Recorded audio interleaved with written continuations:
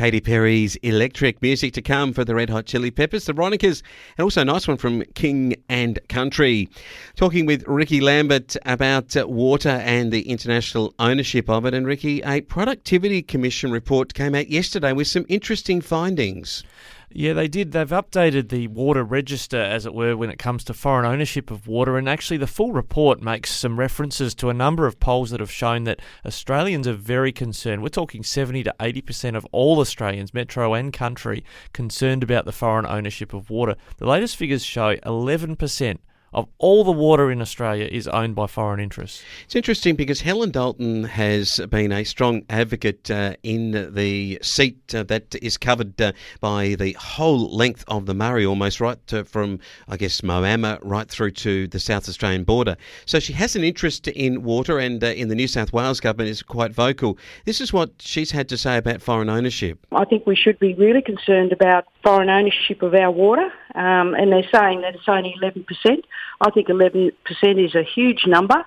It's actually equates to about 8 Sydney harbours, and I don't even think that 11% is a correct figure. I think there's a lot more water that's hidden behind different companies and also foreign governments. So I think that's a very, very conservative figure. That. Yeah, Helen's quite right, and it's always a useful measure to refer to Sydney harbours. More than 8 Sydney harbours worth of water held by foreign interest. Interestingly, China, by my rough calculation of their total ownership, 1.7% of all Australian water is held by China. Sounds little when you say 1.7%, but that is the equivalent of one whole Sydney harbour. But when you look at the top 5, the other nations that hold more, only Canada holds more water than China, United States, UK and France. There's a real foreign policy difference between those other 4 Anglosphere countries, if you like, and China. And interesting too, 4.4% of the rest of internationally owned water is with other countries, and I guess we might then consider is India or the United Arab Emirates owners of water and so on, and what are the security issues there. But the other factor here is that quite a lot of this water that's owned by the UK and the United States and Canada is via superannuation funds, teachers' funds, health service workers' funds out of Canada is one of the big buyers of land and water in Australia.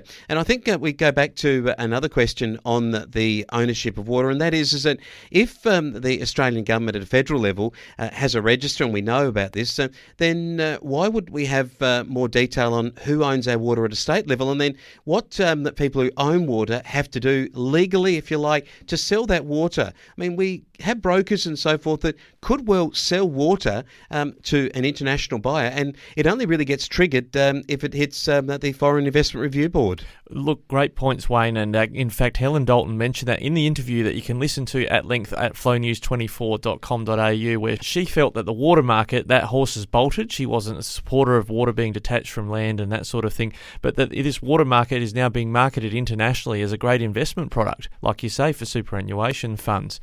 When you talk about the state registers and the transparency, this is a recommendation in the draft report the Productivity Commission have made, is there needs to be better integration with state registries, because what the figures show drilling into it, if you leave aside Western Australia, where almost a quarter of the foreign-owned water is owned in Western Australia and that's largely used for mining, they say that Victoria has only 3.5% of the nation's foreign-owned water, most of which is used for agriculture. New South Wales 8.5%, South Australia 9% of all the foreign-owned water in the country.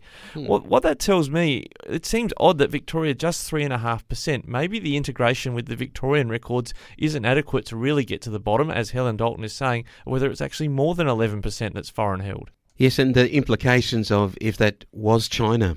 Well, in the case of China, the wine industry has been smashed by their tariffs. Why are we allowing China to take that water for their purposes?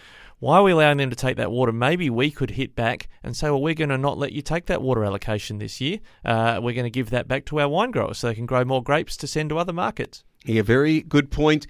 We're going to follow this through. It is one that the Productivity Commission report came out yesterday, and we're covering it right here on the Flow News 24 desk.